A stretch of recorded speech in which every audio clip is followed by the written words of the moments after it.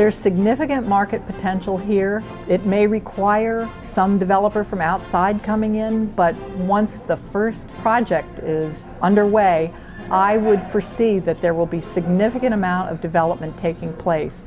The city needs to both support and encourage that kind of development through policies and programs, and in trying to attract financial investment on the part of various institutions.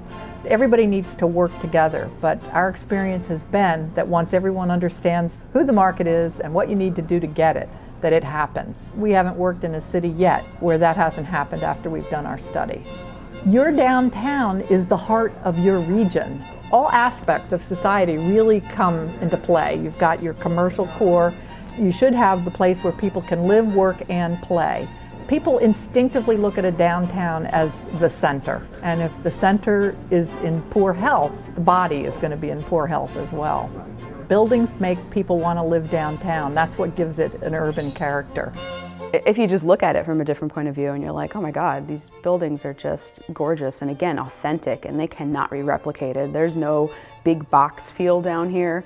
It is, you know, you can see like, you know, hints of the past with what the potential can be for the future and people living in these buildings. I mean, when we did the downtown survey and we asked what the top assets are of downtown, architecture was right up there, and that came from the stakeholders, that came from the city that we interviewed, and 850 responses from the public survey. So people notice our architecture and they love it. And again, the fact that it can't be replicated and that it is ours, it is key. The Volk-Zimmerman study spoke to, you know, the capture rate for a particular type of housing product in the market, loft apartments. But in terms of myself, what attracted me to the neighborhood, I've always been drawn to the history of the neighborhood, this being the oldest part of our city, that authenticity of place that really you can't, once it's gone, you can't recreate it. You can try and imitate it, but you can't recreate it. It has such a rich history and such a good energy about it that it just seemed natural. The largest group are young people, and we find that across the country. The largest group of people interested in downtown housing are young singles and couples, and that here in Utica, they represent about 62% of the total market for downtown housing. The next largest group are older singles and couples, largely baby boomers, and that's another 32% of the market. And then the rest are what we call traditional and non-traditional families. Pretty representative of what the market is for downtown housing in other cities across the country.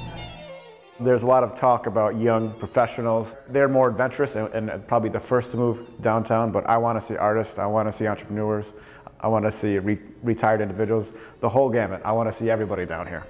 And I think that there's going to be enough variety in the type of residential that we're building down here that we can really bring in a wide range of people. The younger individuals, the 25 to 40s, and then the seniors, the empty nesters. It really is a vast interest in different demographics, so it's very encouraging.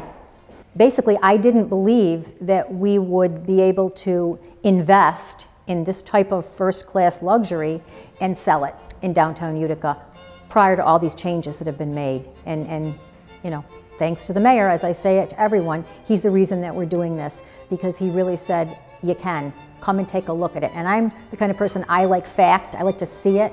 Once I saw what's being done, I said, wow, this is incredible. You can get a return on your investment. And we just threw ourselves into it. I've invested in this city and it's been good to me. Utica's ripe for what's going on. You know, the great thing about this area is real estate's still pretty inexpensive, especially when you compare it to other upstate New York cities. It's darn right cheap. And when I tell people what I paid for this, they flip out, you know. When you can buy a piece of property relatively inexpensive, sure, your labor costs are there, but you're already ahead of the game. And that's what's great about the city. I bought this building about 5 years ago, wanting to put loft apartments in. I thought it'd just be a great building for it. It was a good size, nice fit, and the area is growing and there's other people doing developments down here, so it just felt like the time was right. So about a year ago I started pursuing, you know, developing plans and putting it together so I could get moving on it. I guess my vision of Bag Square is very much that of most urban cities have a downtown that you have amenities such as restaurants and bars, coffee shops, pizzerias, bakeries. We're trying our hardest to bring that to a reality in Bag Square and downtown Utica in general. When you look at the stock of buildings that we have here, they are very conducive to downtown living. First floor commercial, top story residential. It's basically a blank canvas what we have here, and the buildings are in great condition, so we look forward to being part of reconditioning these buildings into modern mixed-use developments.